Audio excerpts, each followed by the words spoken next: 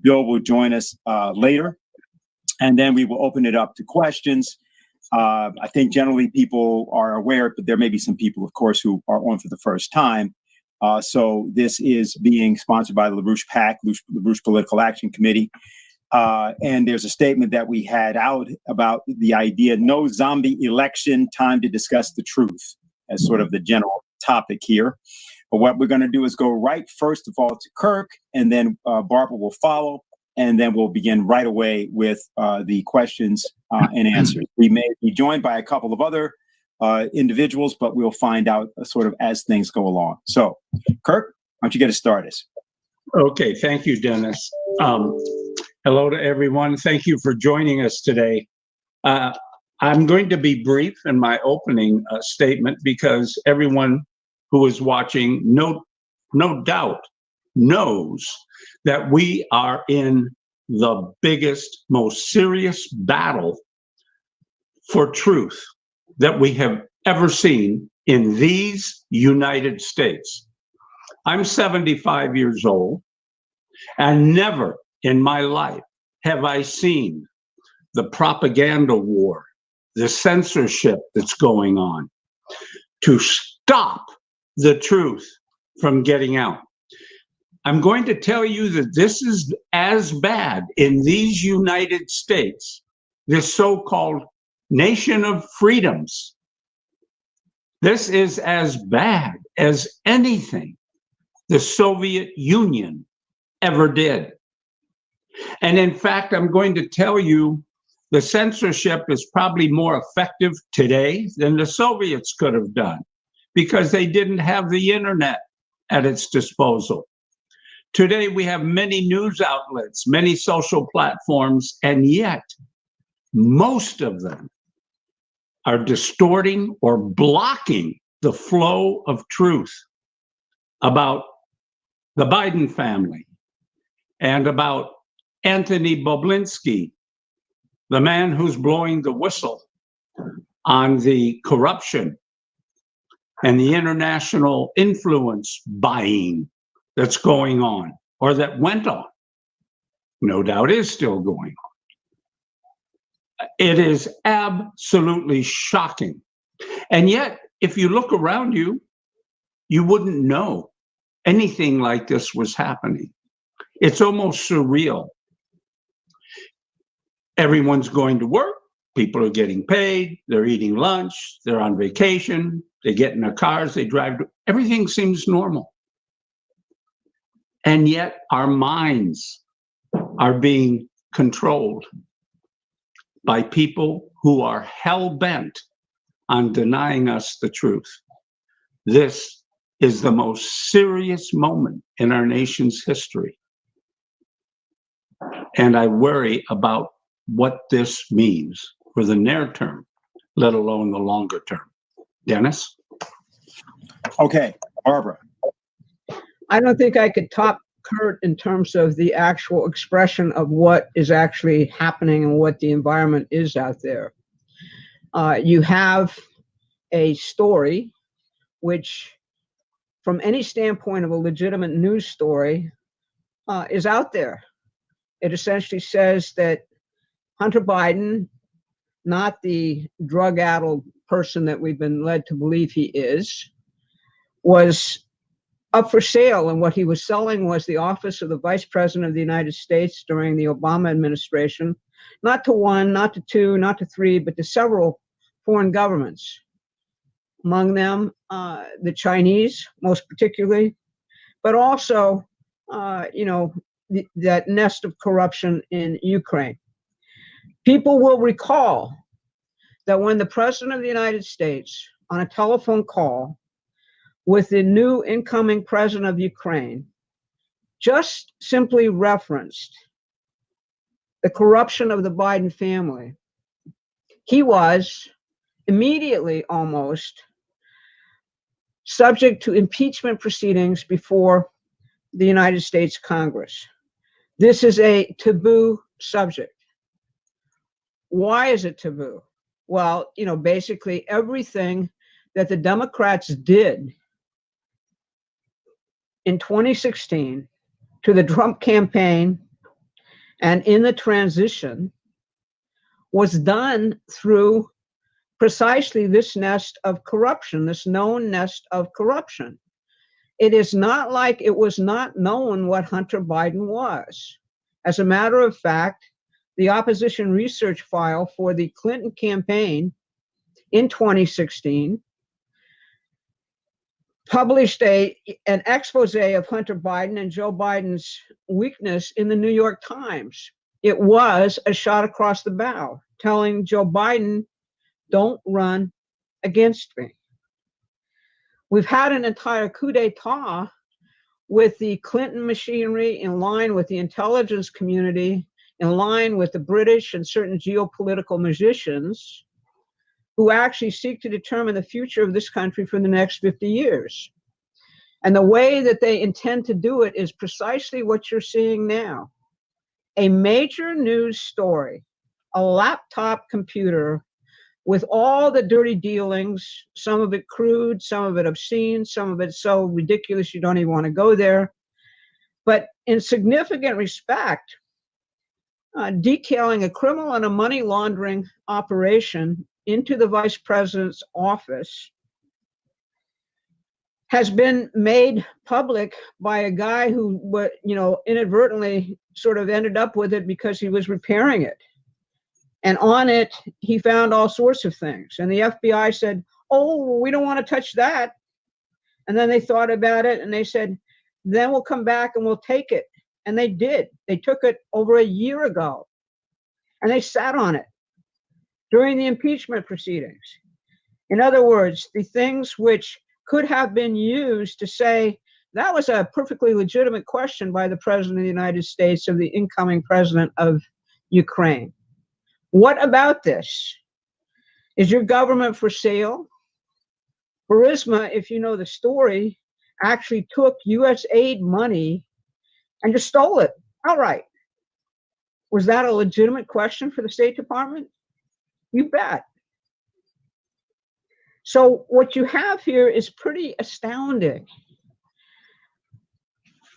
Hunter Biden's business partner, who met with Joe Biden personally, was on Tucker Carlson last night. Nobody else would air it other than the president himself at a rally and Tucker Carlson, who apparently had to get permission from Fox News to air it. And they agreed, reluctantly, at least as Tucker portrayed it, to air it. And he said what Joe Biden has been saying is absolute BS. That he did know about these business deals, that he was the quote unquote chairman of this money laundering, corrupt enterprise, which, had all sorts of nefarious foreign influencers in it and on it. After all, these guys think that, basically they're going to control China and they're going to control Russia, and it's all going to be one big globalist paradise in the end. That's their theory. And we're all going to make tons and tons of money. And all of those deplorables out there and all those working and middle classes, well, you chose to be where you are. You didn't actually get in on our scheme. It truly is Orwellian. It is very scary.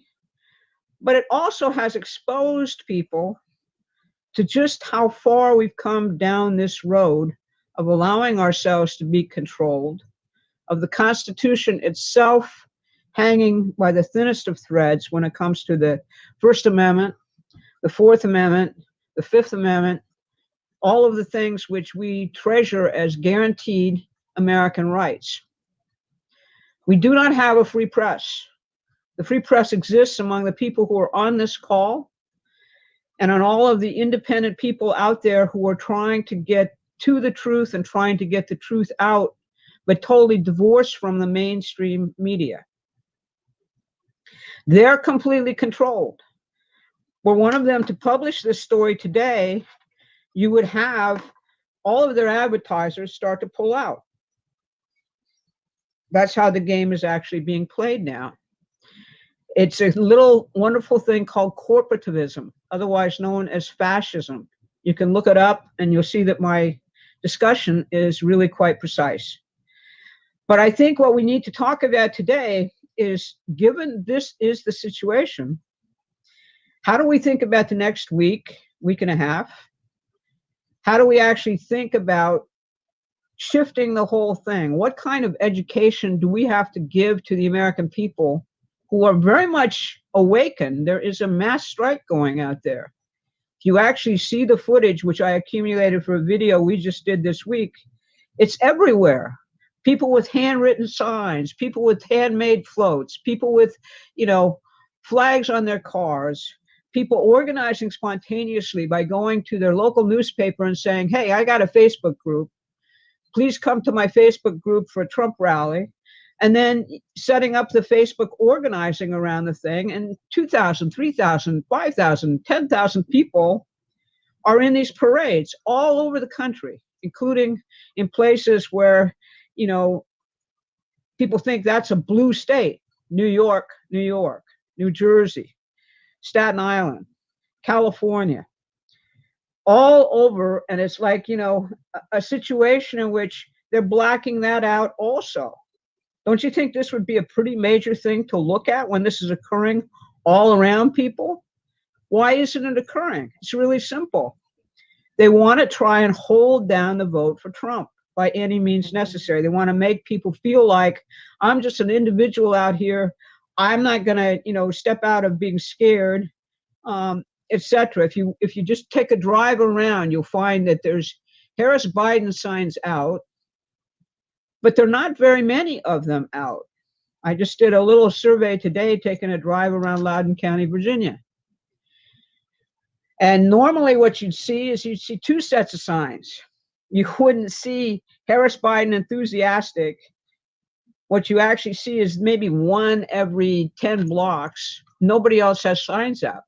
Why is that? Because that's the silent majority out there who are scared, who know that if they put that Trump sign up, we had an experience with this week, where we actually had to hang Trump signs in the trees to actually prevent a wild neighbor of one of our friends here from actually taking them down and destroying them. So the point is that the American people are really on the march, and whatever happens on Tuesday, they need leadership. They need to be told, basically, here's where we go next. Here's the policies. Here's the programs we're campaigning for. Here's how we actually clean up this mess, because we've got to win. And that's the issue. Okay, let's go to questions. Let me just say one thing so people know who may not be aware of who Kirk is. Kirk was a technical analyst at National Security Agency together with Bill Binney. Kirk was there for 25 years. I think Bill was there for over 30 years. Together, they and one other colleague, Ed Loomis, created what was called the Thin Thread System. It's a system of surveillance and detection that would, in fact, have allowed the 9/11 event to be thoroughly stopped before it occurred.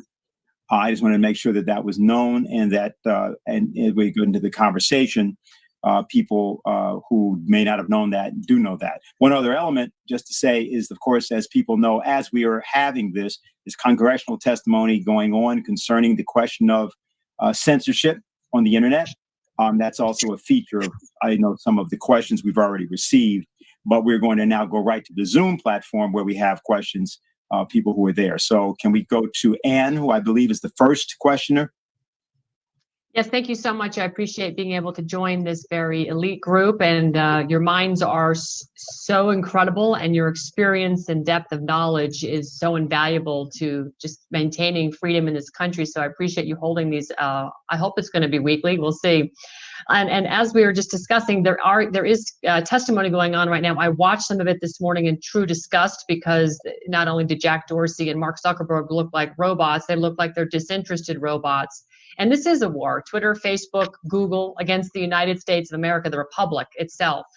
They are showing themselves to be. I also had the opportunity to listen to a phone call between some congressional staffers and a member of Facebook. And it was obvious that they were very friendly with each other. They saw themselves on the same team, and they were talking about how they were silencing speech and going after organizations that, used hashtags like Save the Children, because they were thinking that these organizations were trying to do harm, but in fact, these people that are speaking out against the Child Protective Services, which has been called out by our own Secretary of State as being one of the #1 places where traffickers look and prey upon children to, perform human trafficking. And at the end of the day, the apparatus of Facebook, Twitter, and Google are nothing more than an extension of the black hats of our intelligence community being weaponized by the holdovers of the last 40 and 50 years that are silencing our country. So, you guys come from the world of government with a long career, Kirk, and I know Bill's not on the call, but how are we going to dismantle this deep state? Because this is deep. I mean, today the DOJ had a press conference about some Chinese spy related stuff. It just seems with 180 some thousand sealed indictments, this is sort of a really long road to hoe. Are we just going to have to just keep clawing our way for the next 5 to 10 years to take our country back? Or is there going to be some sort of a bigger flush to at least reestablish our fundamental constitutional rights and get rid of people like I heard on that phone call, get rid of people like Dorsey and Zuckerberg? Go ahead. Okay. Hi, Ann. You have described the problem perfectly. It didn't happen overnight. It's been going on for decades as these people have become entrenched throughout government. We can't get rid of it in a week, in a month, or even a year. It's going to take another Donald Trump full term of 4 years, in order to make a major dent in the problem. What I mean is getting rid of bad apples. It's going to be upsetting, as all things worth doing are. They're never pleasant. There's going to be some pain. There'll be a few mistakes, hopefully very few, in terms of judging character. But what Trump needs to do is hire a core group of samurais. And I call them that because this task isn't to go in and run an agency per se. It's to go in and clean out an agency. It's very hard to do both. So I envision two people at the head of each agency. One is the boss, the manager, the secretary of, you put the title, and then a samurai swordsman who has the very focused task of creating a small group of people to go through the records and the reputations and the behaviors of everyone on board, at least in the management chain, down to the lowest level of management. And there's going to have to be a culling.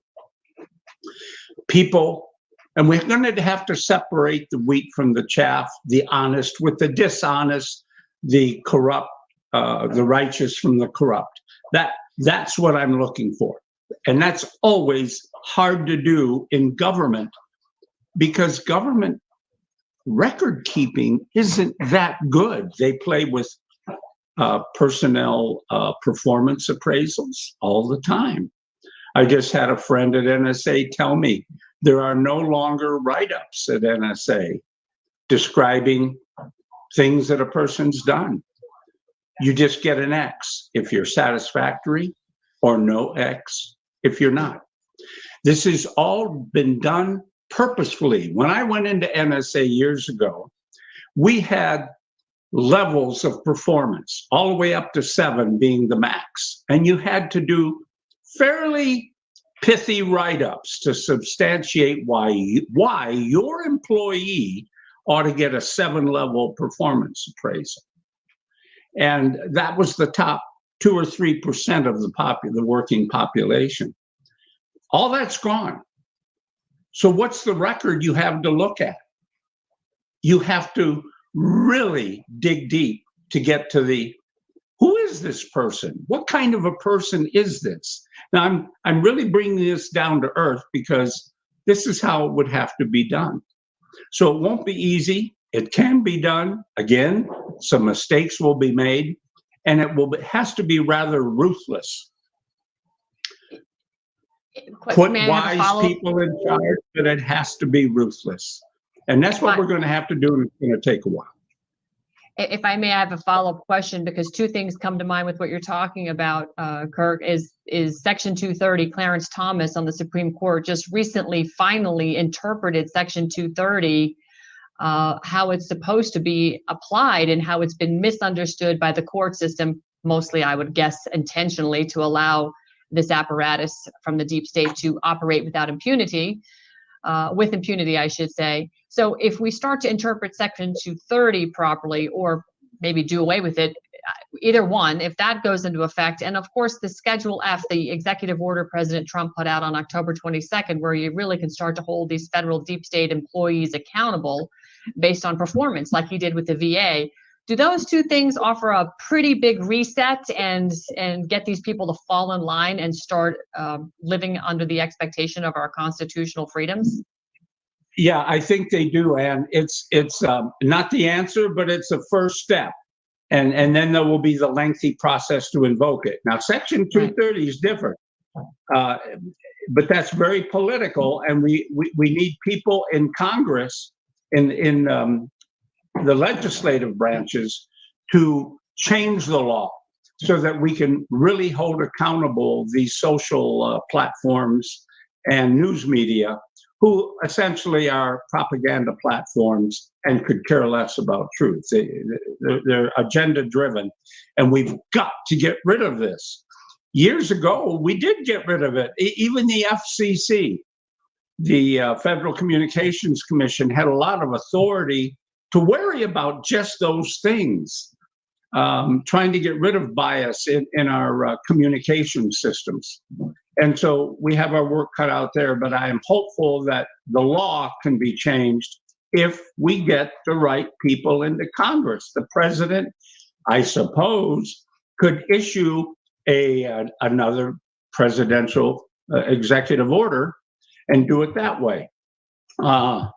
But I would hope Congress will come in and really pass good legislation to lay down what bad practices are and will not be tolerated, with very substantive fines and penalties for not doing so. Thank you. Okay, thank you. Before we go to Diane, who has a written question, I wanted to just ask Barbara if you have any response to what was just said. No, I mean, the principle is there. You have to defend the First Amendment. Okay, free speech is foundational in our republic. We're built on the idea that the way you resolve disputes is you fight it out in the public mind freely. You don't basically punish thought crimes.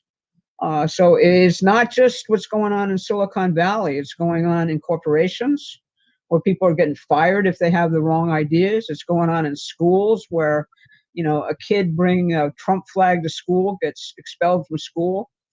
It is an across the board hemorrhage, if you will, of First Amendment freedoms, which have to be counteracted. It really does have to start at the Justice Department. It really does have to start right after the election, I think, with some huge mobilization of private litigation on these issues. Anytime that it happens, there should be a lawsuit. And people who are interested in defending freedom should be funding those lawsuits. In other words, we just have to launch an offensive going the other way. Okay. Thank you very much for your question. I think we should go to Diane, who has a written question, I understand. I'm going to just... Sure. I actually have several, and some of these people are also on live from Rogue Media. Carlos is the question: do you believe that there is a behind-the-scenes military operation taking place to counter the efforts to remove President Trump?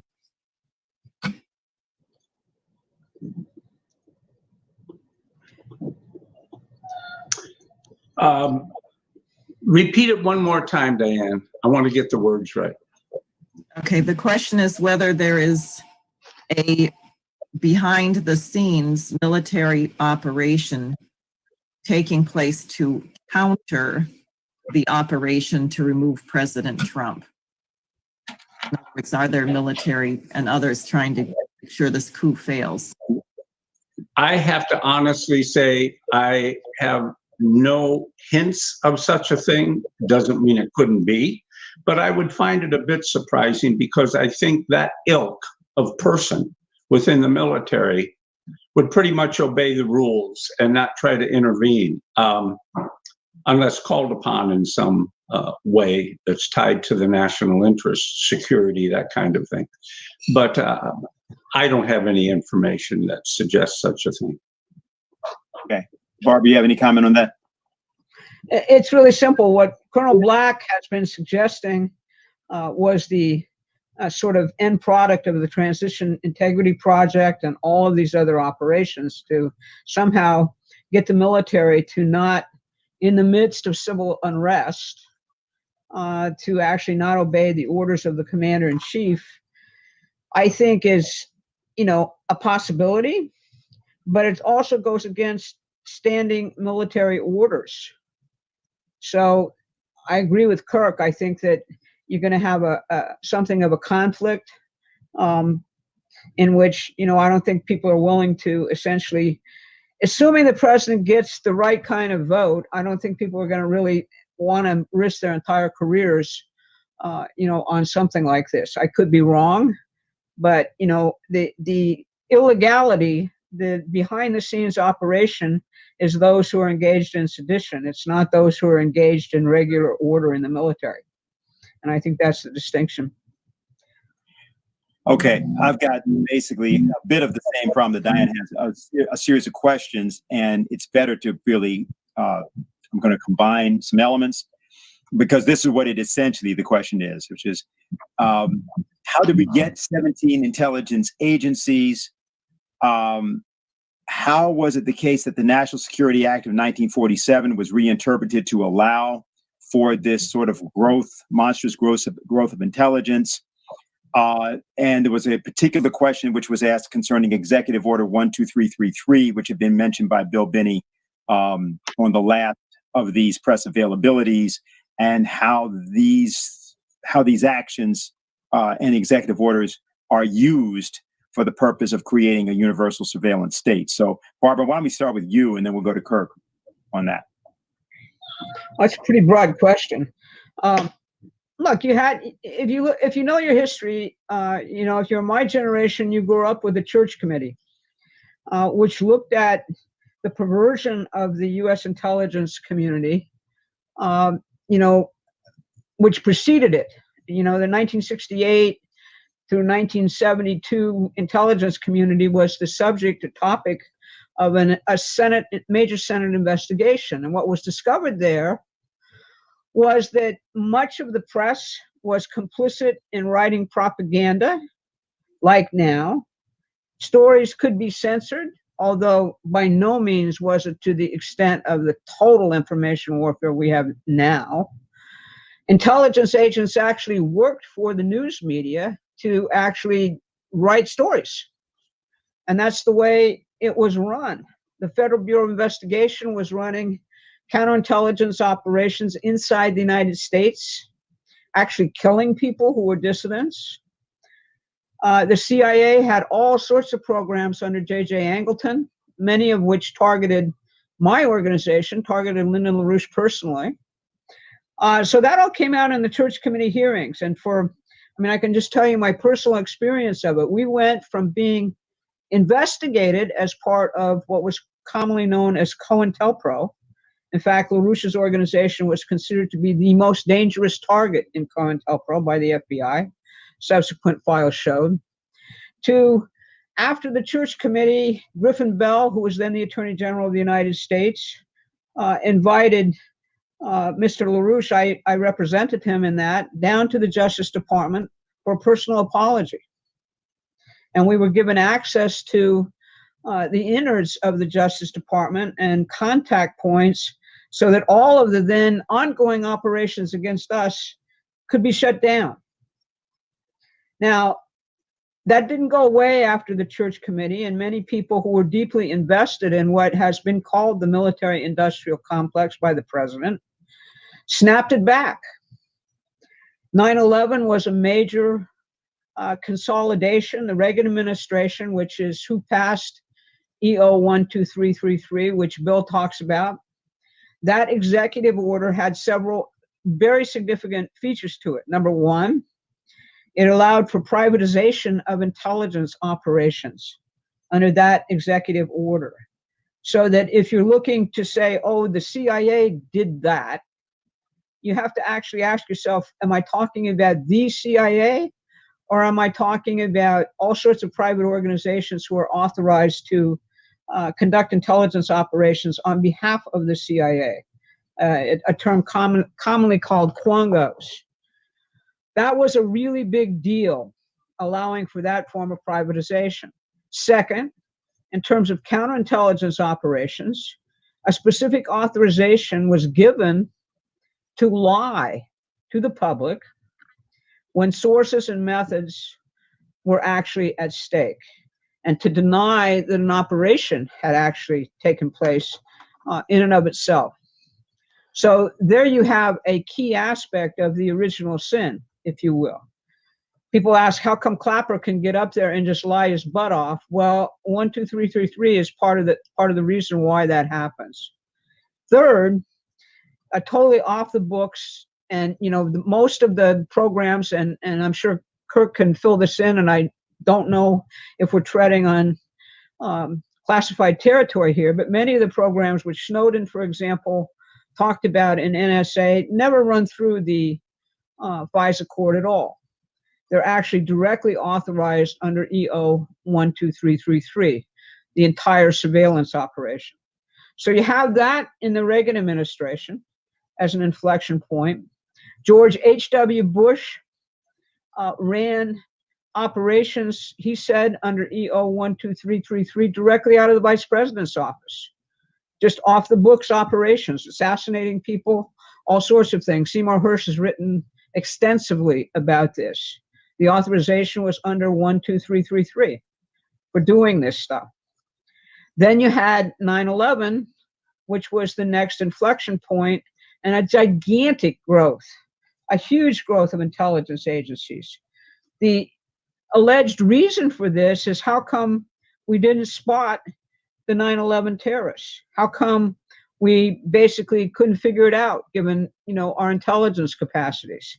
And Kirk can tell you, as Bill has told you, that there was a system in place which they had invented to actually do that, but it was junked in favor of private defense contractors, the whole privatization process which has gone on, making millions of bucks for various private contractors when their system didn't work at all. But, that's why we have 17 intelligence services spread out like crazy. Many of them not really doing a very good job analyzing threats and figuring out how to respond to them. And that's a long history, but I'm sure Kirk can fill in certain details in it. Well, and I would say that Barbara just gave a wonderful background, very clearly presented and accurate, as far as I'm concerned, of the realities of the intelligence community. Excuse me for that. The one thing I would say is that if you listen carefully to what Barbara was describing for you, it is clear to me that the whole intelligence apparatus has crossed a line, a big line.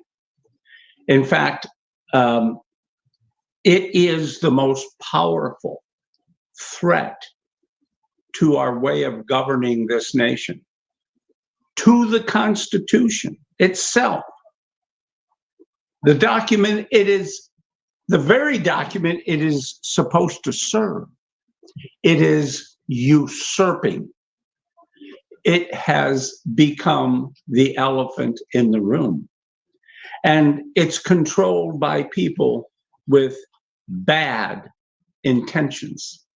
People who don't really, in their actions, support the Constitution. It has gotten into the hands of people who are more enamored with influence and power and money. In other words, we have corrupted ourselves. It's like Moses coming down the mountain with the 10 Commandments, watching the revelry, the drinking, the worshiping of false gods at the bottom of the mountain, and saying, "Woe unto you, Israel." I say, "Woe unto you, United States." Look what you have fostered. Look at what you have planted. And what are we to do? We've got to clean up this mess if we are ever to have a chance of righting the ship along the lines the Constitution intended. Okay, we've got about a half an hour left in what we're doing today, and I'm going to announce I request for next three people. Carlos is the first, John O is the second, O-L, and Leroy. Okay, so that will be, if you have questions, you're in line, and that's what we're going to do. So if Carlos is available, let's go to him. Yes, do I unmute myself? Oh, we can see you, but we can't hear you. Can you unmute? There we go. Is it unmuted now? Mm, Okay, how about now? Can you hear me now? There you go. Okay, wonderful. Thank you for this today. I really appreciate everyone's time and the opportunity to ask my question.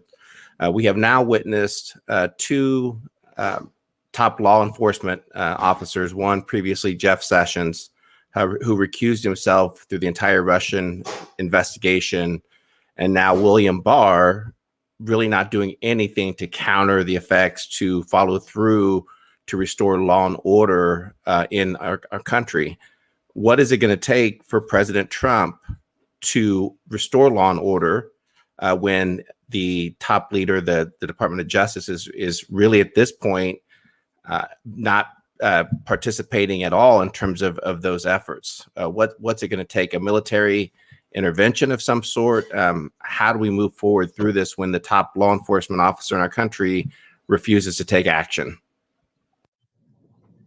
Okay, which one? Barbara, you want to start? You want Kirk? Yeah, I'll start. Kurt and I are going to continue to. I'm still holding out a little bit of hope for Barr, but we'll see. The point is that look, Trump is already saying that if elected, he's going to fire Gina Haspel, he's going to fire Chris Wray, he's going to fire Mike Esper. That's a pretty strong statement of intent. If he follows through and does it, the issue is going to become, who does he replace them with? I think he has to look to the people who fought the fight already and have proved themselves, around the coup itself. He has to think about, depending on what the situation in the House is, whether he wants to put someone like Devin Nunes. Not that I agree with everything that Devin Nunes says or does, but he withstood a horrendous psychological assault to simply get to and shred a lot of the narratives in the coup, and they did so successfully. John Radcliffe at DNI is part of that particular tradition. So there are people out there who've actually been through the last 4 years of battle. And those are the people who've actually proved themselves by fighting in terms of competencies to take over in these places where the battles have to be fought. You've got to, what Kurt's talking about is two things at once. The samurai has to establish the standards for the agencies, and they need to be, in many respects, new standards. What has gone on is that you have the entire, what some people refer to as the administrative estate, i.e. that part of the executive branch which is not elected, has largely been, peopled by a generation of, rabidly wild, corrupt people with an ideology on the Democratic side. Clearly, the worst possible result of this election and what the intent is to establish a one-party government. Now, I'm not for partisanship. I think it's a very, very bad thing. But a one-party government obviously is even worse than a partisan stalemate.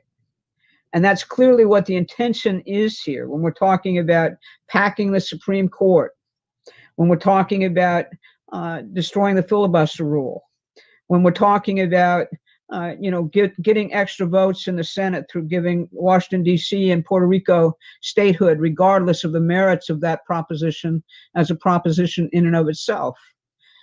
So that's how I would answer the question, is that personnel is policy.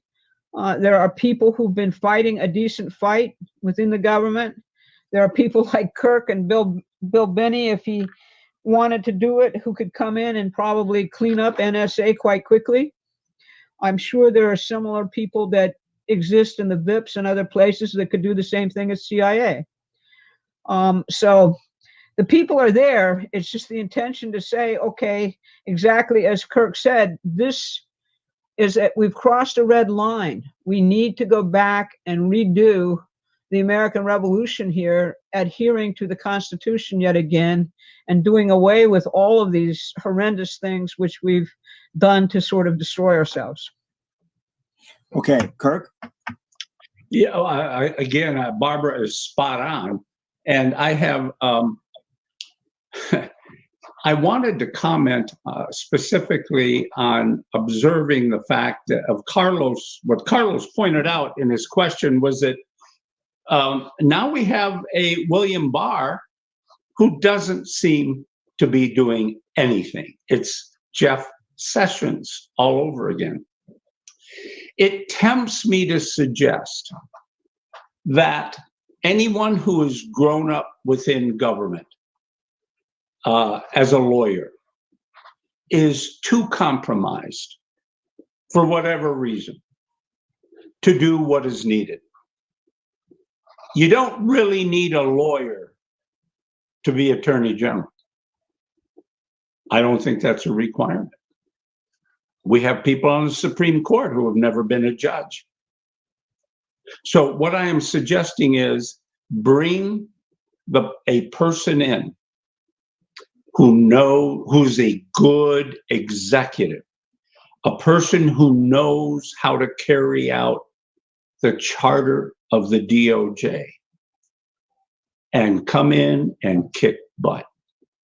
Make the deputy a lawyer.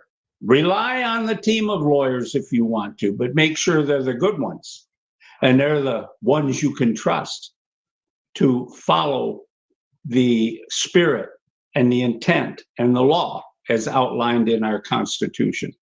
And go from there.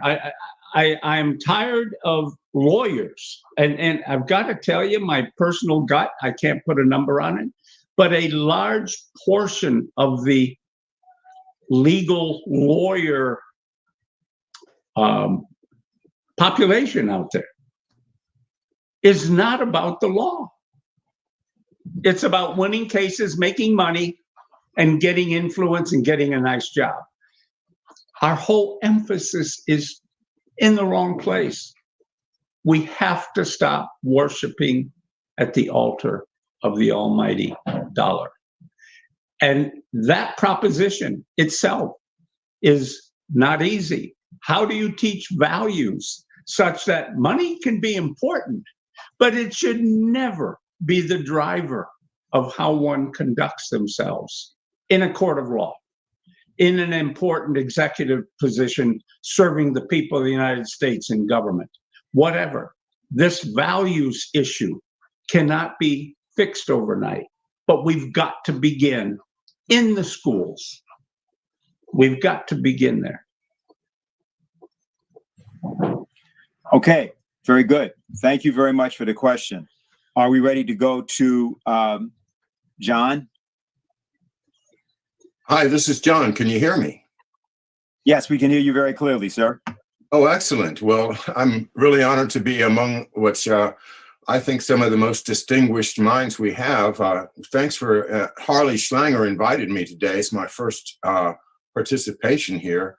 I have just been deplatformed from my channel. It was called McDuff, Kennedy's Man to Smash the CIA. Was a channel in which I was combining my research into my father's career with study of what's gone wrong with this country during the same period of time and up to now. And I've spent almost 2 years building the channel. I had over 11,000 subscribers, and it just disappeared 2 days ago. So I'm rebuilding at my website, which is screamingospreys.com. And from there, I'll be setting up a new YouTube channel for my lives. But screamingospreys.com is how to get in touch with me right now. And oops, there's a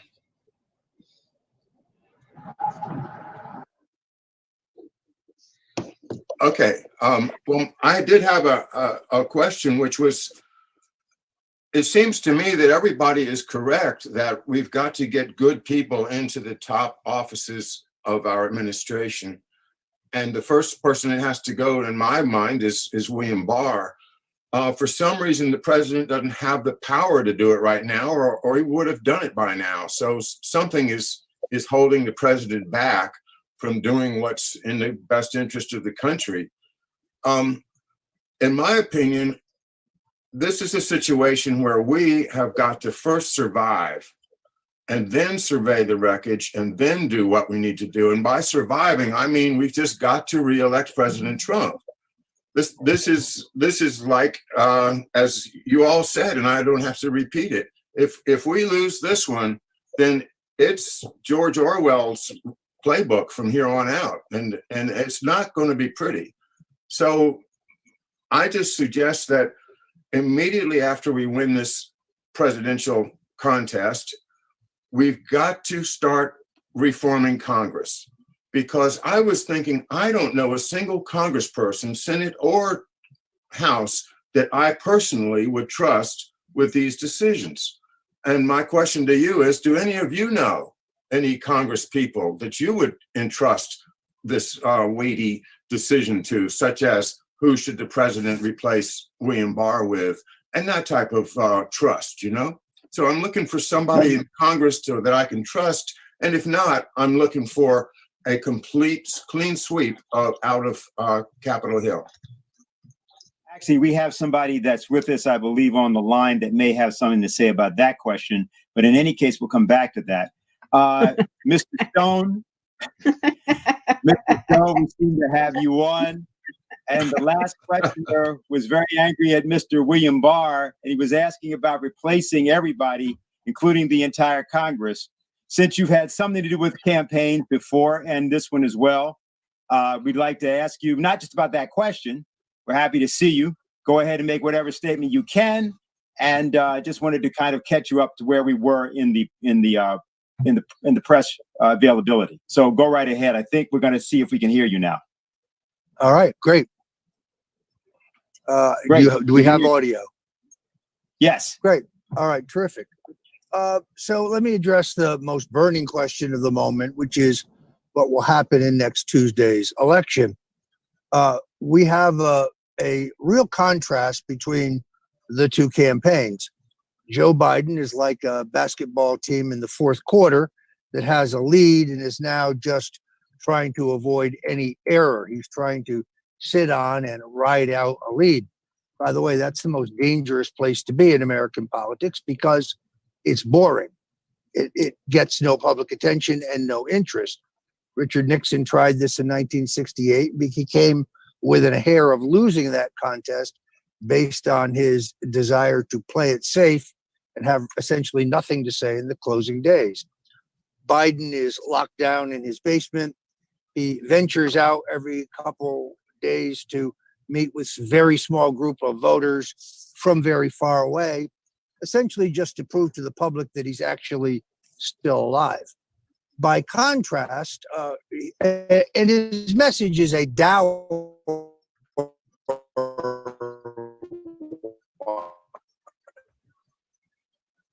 Right, we're having a problem. Dark second lockdown. He has no. It's all extraordinarily down. Contrast that with the president, who is a happy warrior, who's out talking about an upbeat, positive vision for the country, who is stressing economic growth and opportunity, who has a great record to run on and is running on it, who also doesn't have any problem taking the wood to Joe Biden on the burgeoning international bribery scandal, corruption scandal that the mainstream media in the United States is trying desperately to pretend isn't even happening. In the 40 years I have been in American politics, I have never seen this level of manipulation and censorship by the story. There are no arguments for Biden's laptop. We now have not one, but two of his former business partners who have stepped forward, essentially to corroborate the allegations based on firsthand knowledge. They would make terrific witnesses. They also have their own sets of emails that are compromising for Hunter Biden in his relationship with the Chinese. If you examine the polls prior to the pandemic, when Donald Trump was leading Joe Biden by 9, and if you examine the polls post-pandemic in which the president is trailing Joe Biden by 10, really efficiently the same number, and then you examine the internal polling to see who has moved, it's quite interesting. Virtually no voter group moved place except for African Americans and Hispanics. Among those two groups, the president was winning a historically high level pre-pandemic, and his support was literally cut in half, I think, by the sour economy caused by the pandemic. Could we get a little air here, because I can't sweat and work at the same time? Okay. We are therefore, were I running the Trump campaign, which I am not, I would be moving resources into Spanish language radio and urban radio in Cleveland, in Detroit, in Milwaukee, in Philadelphia, in Richmond, in Charlotte, in Miami, Fort Lauderdale, in Orlando, Tampa, and so on. The campaign does not appear to be doing that. I would also caution them that they have a terrific Spanish language add-on in Florida, but it makes reference to Cubans being for Donald Trump. Now, as someone who's married to a Cuban American whose family fled Castro, I get it, but it's important that they recognize that the majority of Hispanics voting in Florida are not Cuban. They are Puerto Rican, Venezuelan, Colombian, Dominican, and interestingly, culturally, they have a long time animus with the Cubans. But again, then I'm not running the Trump campaign. So there's also a very substantial problem in that when one has run a presidential campaign, you understand the necessity, particularly when you are not opposed for renomination, of running a very lean overhead in the early months of the campaign and hoarding your money for television, cable, radio, and digital advertising, maybe even telephones and text messages in the final 6 to 8 weeks. The Trump campaign has not done that. In fact, they have squandered their billion-dollar financial advantage, and they're now being outbought in the swing states by Joe Biden at a level of 4-to-1 on broadcast, 6-to-1 on cable, 3-to-1 on radio in those few places where they are on, and 4-to-1 on digital advertising. Sadly, these things do matter. It is a classic spending mistake. I think Brad Parscale is responsible for it. You might notice he is no longer with the campaign. So you have the same set of institutional problems we've discussed before. The three major obstacles for the president's reelection. Obstacle one, the corporate-owned news media that simply doesn't report anything negative on Joe Biden, the Democrats, magnifies any error by the president, and then in many cases just prints outright falsehoods about the campaign, the country, and so on. Now, that would not be such a problem if the workaround of access to the social media platforms, which we had in 2016, was still in place. But unfortunately, we have seen a systematic program of censorship on all of the social media platforms of Republicans and Christians and libertarians and conservatives and Trump supporters. And that is now manifesting itself. Attorney General Barr had more than sufficient time to bring antitrust actions against every one of these companies. He has not done so. I have no long-term confidence that, particularly if Biden should win, that special counsel John Durham is going to charge anyone. I think even if the president does win, there's a substantial chance that Durham won't charge anyone either, which is outrageous because, as you know, declassified documents now prove definitively that John Brennan, James Clapper, James Comey, Andrew McCabe, Rod Rosenstein, Andrew Weissman, and others, Susan Rice, Ambassador Samantha Powers, they engaged in treasonous, criminal, seditious activities.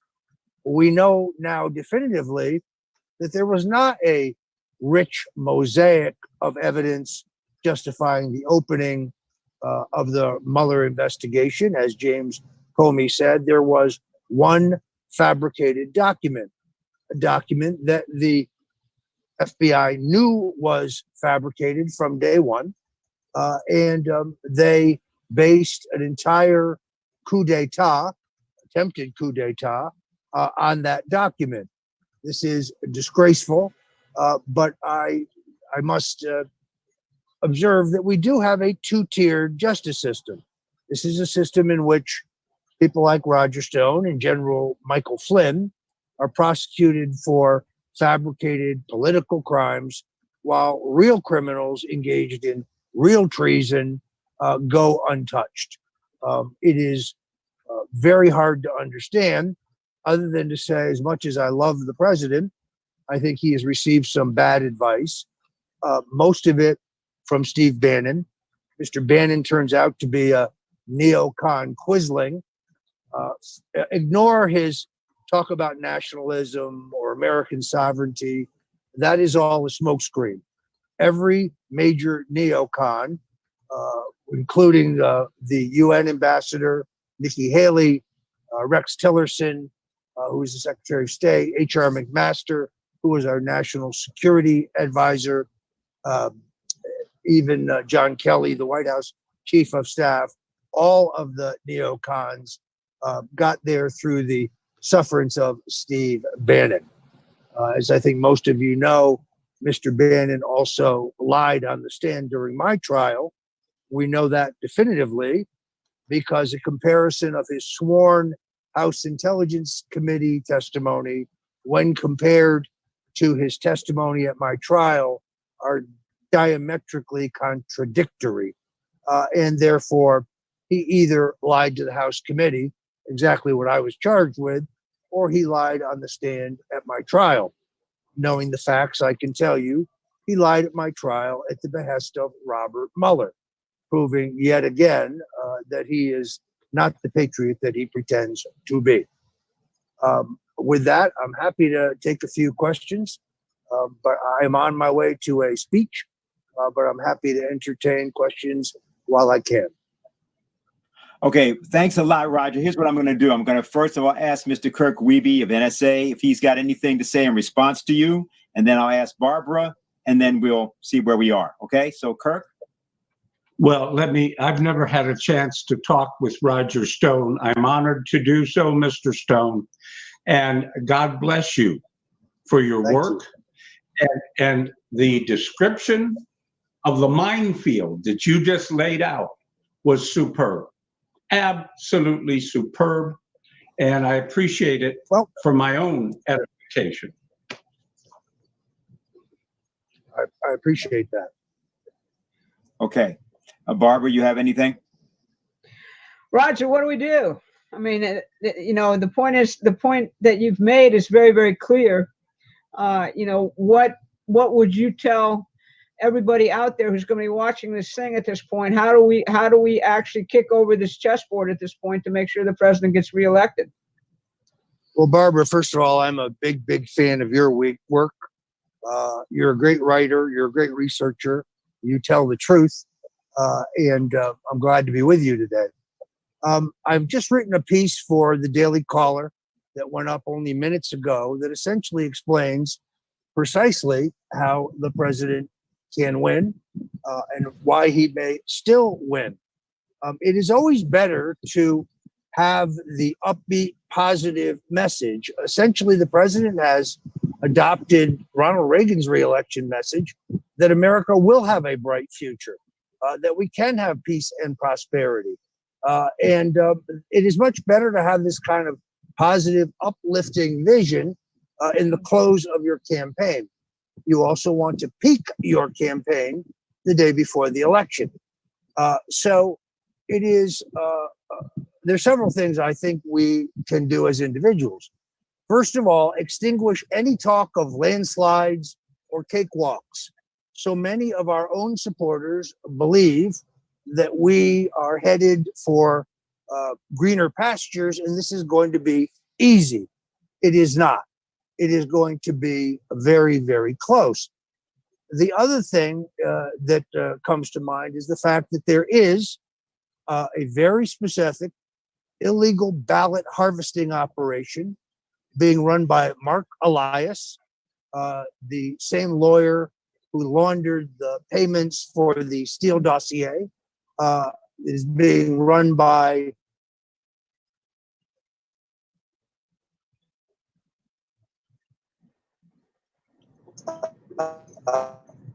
a man by Norm Eisen, dirty, who is essentially a left-wing dirty trickster, someone who specializes in election theft abroad, and then bolstering it with violence in the streets to try to force through regime change. Mr. Eisen has actually written a book called Playbook. It's all there for you to see. These are criminal activities. If we had an attorney general, perhaps they would be prosecuted, but I hold out very little hope of that. The third individual in this triumvirate of criminals is a man named Neil Keitel. You may recognize the name. He wrote a piece for the Atlantic magazine, which is a mouthpiece for the deep state, which said that I should be re-prosecuted. He's one of these lawyers who jumps up and down constantly screaming about the rule of law, but has no concerns about the rule of law when Barack Obama and Joe Biden use the full authority of the U.S. government and the entire capability of the intelligence agencies to spy on and mount an illegal coup against the president. He has no problem with the rule of law when Bill Clinton meets with Attorney General Loretta Lynch on the tarmac to fix his wife's illegal server case. He never quibbles about the rule of law when Andrew Weissman wipes 31 cell phones used by the Mueller's dirty cops clean. Destruction of evidence during an investigation, in this case, the Durham investigation, is a felony that gets a 20-year sentence. Far more serious than, say, the crime of allegedly lying to Congress. So they are going to have a very aggressive attempt to steal this election. We have seen unprecedented levels of early evidence of voter fraud. But as I say in my Daily Caller piece, in the early voting, And in the absentee voting, Republicans, at least in Florida, are more than holding their own. So I'm still optimistic that this can be pulled off. It is vital that the campaign focus on the African American and Hispanic communities. There literally are no other votes in play. I have studied the polling very, very carefully, and essentially everyone else stayed in place, and that is where the president must gain. Okay, I think there's a question. Diane, do you have something? Yes, actually, in part for a friend of mine who you may know, Derek Gibson, who's an African-American candidate for governor of New York in 2022, and who's very involved in the opportunity zones. And you sort of alluded to it, but I can say here in Manhattan, and there are Trump trains and parades even right in Manhattan. They're largely led by African-American, Latino voters and others joining in. Is there something specific you would say to them and to Derek Gibson, who is working to organize this all over New York and the greater metropolitan area? Well, it would be a mistake to assume that the African American community and the Latino community have the same political attitudes, because they do not. The single most effective issue among African Americans is Joe Biden's sponsorship and authorship of the 1994 crime bill, which required the harsh mandatory penalties for the first time nonviolent crime of possession of small amounts of drugs for personal use. This is responsible for the mass incarceration of hundreds of thousands of Black people who are not violent criminals, people who belong in drug treatment programs, not in the very expensive taxpayer-funded incarceration. This law has destroyed lives, destroyed families, rehabilitated no one, and cost taxpayers at this point billions to house and feed people who are not violent criminals. This Joe Biden in the debate last week accused the president of using dog whistles.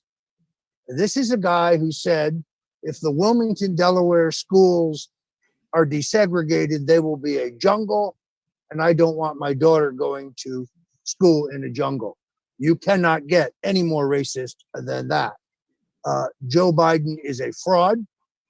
His running mate, Kamala Harris, prosecuted those drug crimes based on Biden's bill with zeal. She put many, many, many Black people in jail for smoking marijuana. Yet when she was asked about her own marijuana use in college, she giggled and then lied about smoking grass while listening to Tupac. When you look at the year, Tupac wasn't even around when she was in college. She can't even keep her lies straight. So I think that's the best issue. For Hispanics, it is strictly an economic issue. Hispanics are very entrepreneurial. They want a piece of the American pie.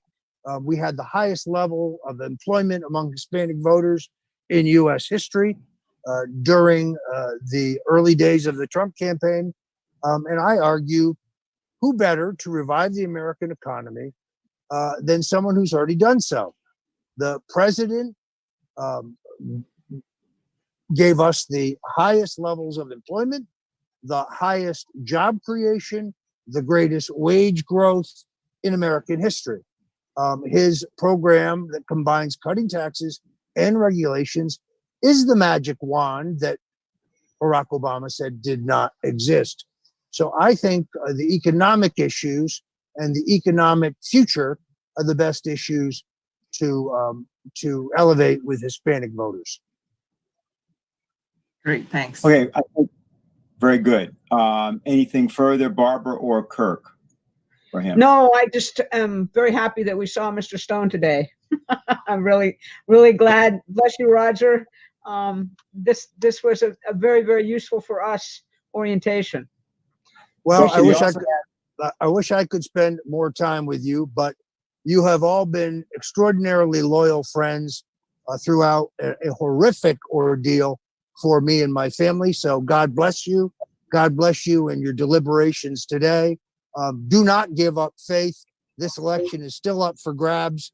And if we all work together, I still believe the president can pull off yet another upset victory that will make the elites puke. It's great to be with you. All right. Thank you. Great, Roger. Thank you. Well said. All right. Fine. Very good. So do we have, is Leroy there, still there? Oh, and we have to get back to John's question. Actually, he was asking about the Congress, if there would be, I think Roger may have answered it actually, but he may have more. So do we have anybody else there in the queue, or are we at the end? Oh, we got Ann back. Well, actually, my question was for Roger Stone, but that's all right. I will get him on Steel Truth and ask him directly myself. So it pertains to his conundrum with Steve Bannon, who's definitely a conundrum. Okay, great. Very good. Okay, Ann. So, okay, I think that may very well be it. I think we're pretty much at time anyway. Let me just ask for some, well, I think we should take summary remarks. Barbara, why don't we start with you and then we'll go to Kirk. Sure. I mean, I think Roger's, ending, he gave us a map. And I think basically we have to think about that map and think about how we can facilitate this. We kind of have a unique perspective here in terms of thinking about what actual economic growth would look like, given that this was Lyndon LaRouche's central preoccupation throughout his life. So I think it sort of is incumbent upon us to think through how we can boost the idea of an economic renaissance in the United States immediately upon Donald Trump's reelection, and just begin to put that out there to people as an optimistic message. The point is that I think there's a certain level of complacency, which he addressed. And, I think that we've got to get this video out with his assessment clearly, as far widely as we can, speaking directly to the president's campaign. This is how we can win. So that's how I would end my journey here today. Okay, great. Thank you. Kirk? Yeah, I think everything's been covered that we can cover. If there was anything I would recommend, it would be on election fraud. If anyone out there senses election fraud, I want to give you a phone number.